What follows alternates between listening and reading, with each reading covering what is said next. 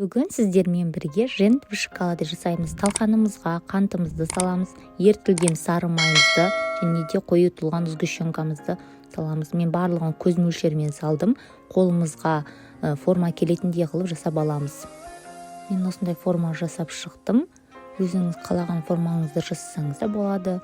Өте ыңғайлы, қолға жабыспайды. Міне дәл видеодағыдай жасап шығамыз. Дайын болған женттерімізді холодильникке 15-20 минутқа қалдырамыз. Міне біздің женттеріміз дайын. Осындай Қазақстан шоколад, кез келген шоколадты осылай үстіне кішкене зәйтүн майын құйып, микроволновкада ертіп аламыз.